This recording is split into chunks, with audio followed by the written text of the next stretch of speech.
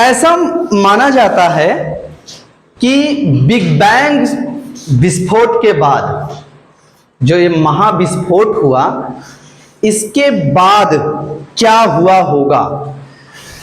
उसके बाद बताया जाता है कि चारों तरफ धूल और नमी और गैस ये पूरा फैल गए। समझ रहे हैं? जैसे ये समझिए, ये पूरा अंतरिक्ष है। ये बोर्ड आपका क्या है?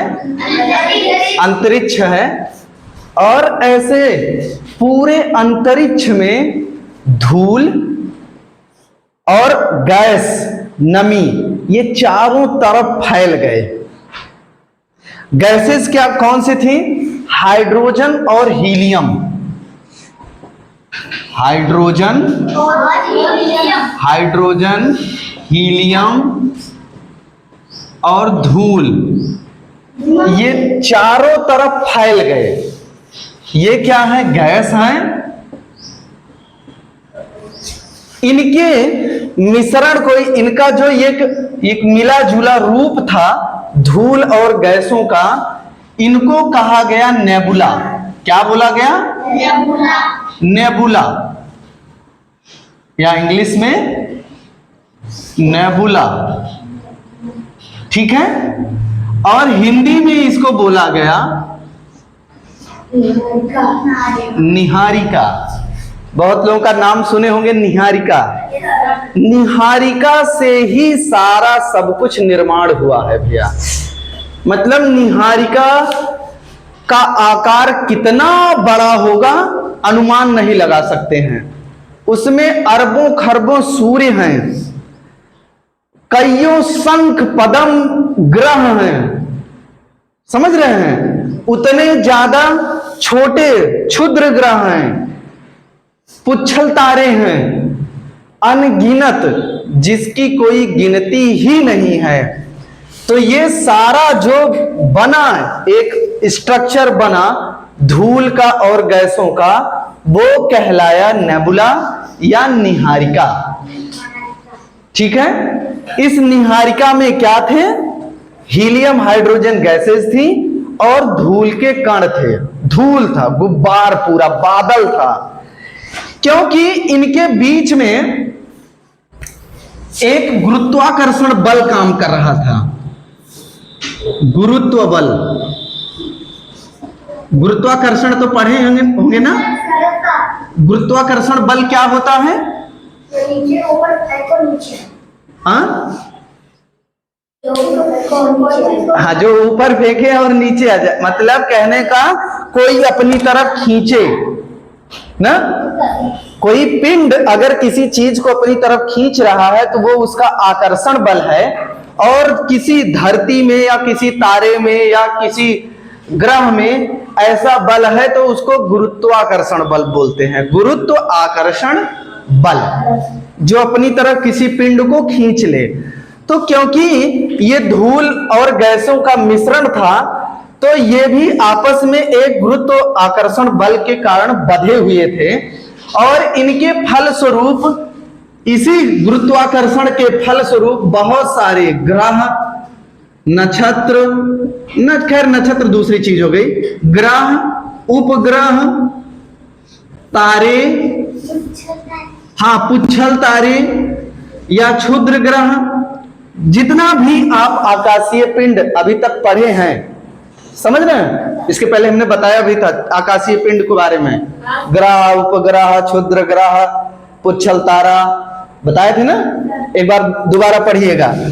तो ग्रह, उपग्रह, तारे, जितने भी पुच्छल तारे, क्षुद्र ग्रह, ये जितने भी आकाशीय पिंड निर्मित हुए, इसी गुरुत्वाकर्षण बल के कारण ये आपस में इकट्ठा हुए, बंधे, और बंध करके, क्योंकि ये इनमें गति थी, ये चल रहे थे, ये मूव कर रहे थे। समझ रहे हैं? एक जगह नहीं थे। तो ये जैसे मूव करते करते ये कुछ इस तरह से मूव करने लगे।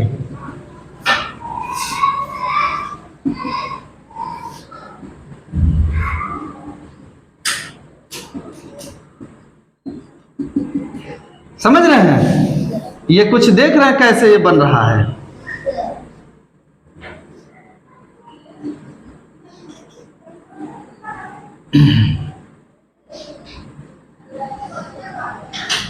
ये देख रहे हैं, इसको, इस आकार को कहते हैं सर्पिला आकार, सर्पिला या सर्पिल आकार,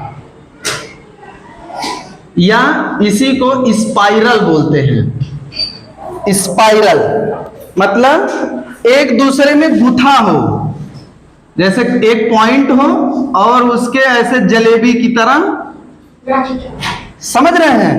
कुछ इस तरह से अगर आकार होता है तो उसको सर्पिल आकार, सांप की तरह जैसे कुंडली मार के बैठता है ना, या स्पाइरल उसको इंग्लिश में बोलते हैं। तो इसका जो आकार बना कुछ इस तरह से, वो चक्कर भी कर रहे थे, घूम भी रहे थे, और घूमते घूमते वो कुछ इस तरह का आकार बना दिए। इसको, ये पूरी के इस पूरे आकार को कहा गया गैलेक्सी। क्या बोला गया? गैलेक्सी या आकाश गंगा, आकाश गंगा, या इंग्लिश में क्या बोला गया? इंग्लिश में गैलेक्सी। समझ रहे हैं? और एक गैलेक्सी में जैसे ये जो आकार बना है, यहां पर बहुत सारे तारे, समझ रहे हैं? तारे, उपग्रह, ग्रह पूरा यहीं पर व्यवस्थित थे, बीच में फिर जगह खाली, फिर यहीं पर तारे, ग्रह, उपग्रह सब यहीं पर व्यवस्थित थे। इनका पूरा स्ट्रक्चर कुछ इस तरह से बन गया। आप कभी कभी देखते भी होंगे, रात के समय आसमान की तरफ ऐसे उठा के देखिए तो एक तारों का एक जैसे सड़क जैसा दिखाई देता है, वहां पर कुछ ज्यादा ही तारे दिखाई देते हैं। तो वही है, ये पट्टियां जहां आती है सामने, हमारे आंख के सामने, धरती के ठीक सामने, तो दिखाई देता है कि ये जैसे सड़क जैसा है, तारों का एक पूरा चौड़ा सा।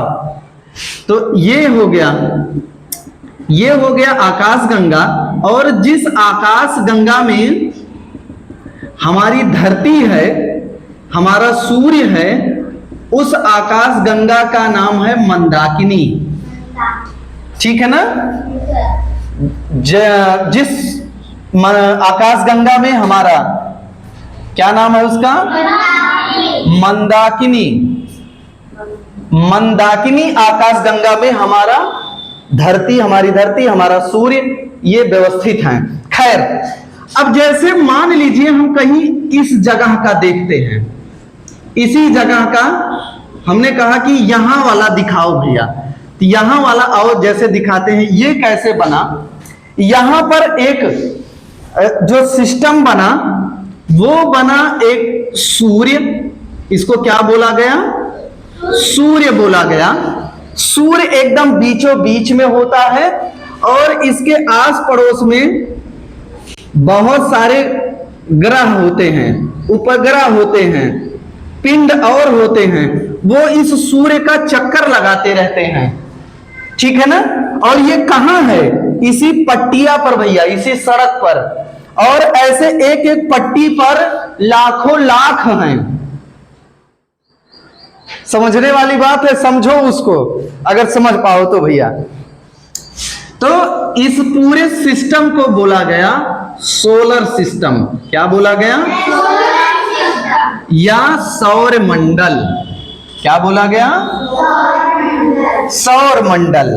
तो आकाश गंगा समझ में आई? आकाश गंगा ऐसा क्यों नहीं है कि ये जो घूम रहे हैं ये हट जाएं? ऐसा क्यों नहीं है? ऐसा इसलिए नहीं है कि इसके बीचों बीच में एक बहुत बड़ा नहीं कह सकते हो भैया, क्योंकि ये बहुत ही छोटा स्थान होता है, लेकिन बहुत ही शक्तिशाली स्थान होता है। बहुत छोटा लेकिन बहुत शक्तिशाली, इसका गुरुत्वाकर्षण बहुत ज्यादा होता है। इसको कहते हैं ब्लैक होल। क्या बोलते हैं? Black hole. ब्लैक होल, या हिंदी में बोलते हैं कृष्ण बीवर। ब्लैक को कृष्ण बोलते हैं। काले को क्या बोला जाता है? कृष्ण। कृष्ण मतलब काला, तो काला बीबर इसको बोला जाता है। ये पूरे आकाश गंगा के एकदम बीचों बीच में होता है, जिससे ये सारे जो तारे, अरबों खरबों तारे और ग्रह, उपग्रह, पुच्छल तारा, क्षुद्र ग्रह जो इतना घूम रहे हैं, ये इसी का चक्कर लगाए कहीं दूर ना जाए। और ऐसे ये जो स्पाइरल बताया गया, ऐसे ये कितने हैं? ऐसे ये बहुत सारे हैं, समझ रहे हैं? एक यहां है तो मान लेते हैं एक यहां है, इनकी भी गिनती नहीं है। हाँ, ये भी अरबों खरबों में है, करोड़ों बताते हैं, तो ये गिनती जारी है। तो इस तरह से जो बना है, और बहुत सारे ऐसे आकाश गंगाओं का जो समूह है, इसी को बोला गया ब्रह्मांड। क्या बोला गया? या इंग्लिश में बोलते हैं यूनिवर्स। क्या बोलते हैं? यूनिवर्स बोलते हैं। ठीक है ना? तो बात समझ में आई? हम कहां हैं? हम हैं धरती पर, यहां पर। ये धरती हमारा क्या है? एक सोलर सिस्टम का हिस्सा है। और ये सोलर सिस्टम किसका हिस्सा है? एक आकाश गंगा का हिस्सा है। आकाश गंगा, जिस आकाश गंगा में हमारा सोलर सिस्टम है, उसको कहते हैं मंदाकिनी। और इस मंदाकिनी का रूप देख रहे हैं कैसे है? सर्पिला आकार। और इसमें करोड़ों सूर्य हैं, एक दो सूर्य नहीं, करोड़ों सूर्य हैं। और उसी करोड़ों में से एक सूर्य अपना भी है, अपनी धरती को जो रोशनी दे रहा है, ताप दे रहा है। खैर, इसको उठा के मान लो यहां रख देते हैं, तो ऐसे बहुत सारे हैं, समझ रहे हैं? ऐसे बहुत सारे हैं करोड़ों में। और ये एक नहीं है, ये पूरी जो आकाश गंगा की बात हो रही है, ऐसे करोड़ों आकाश गंगाएं भी हैं, समझ रहे हैं? और उन करोड़ों आकाश गंगाओं को मिलाकर बनता है ब्रह्मांड या यूनिवर्स। ठीक है ना? तो कुछ इस तरह से भैया ये पूरा का पूरा भैया एक कॉन्सेप्ट है कि जो बताया गया कि ब्रह्मांड कितना बड़ा होगा, कितना विशाल होगा, कोई कह नहीं सकता। इस पर भी आप जानिएगा, कोई ये नहीं कह सकता कि ईश्वर है कि नहीं है। समझ रहे हैं? अभी हम क्या खोज पाए हैं? हम तो धरती का ही नहीं खोज पाए हैं। धरती के बाहर की तो बात ही छोड़िए, अभी धरती पर ही हम, ये मानव जो सभ्यता है, ये धरती को ही नहीं समझ पाई पूरी तरीके से। तो धरती के बाहर क्या है, कितना है, कैसे है, कौन है, कुछ नहीं जानते हैं। तो हम ये नहीं कह सकते हैं कि ईश्वर है या नहीं है। समझ रहे हैं? जब हम जाएंगे, बाहर जाएंगे, उसको भी समझेंगे, तो ये भी समझ में आएगा कि कौन हमको बनाया, कैसे बनाया, कब बनाया, क्यों बनाया। बहुत सारे प्रश्नों का जवाब तब भी मिलेगा। ठीक है? तो ये भैया ये नोट कर लीजिए, बहुत ही समझिए कि इंपॉर्टेंट जानकारी है।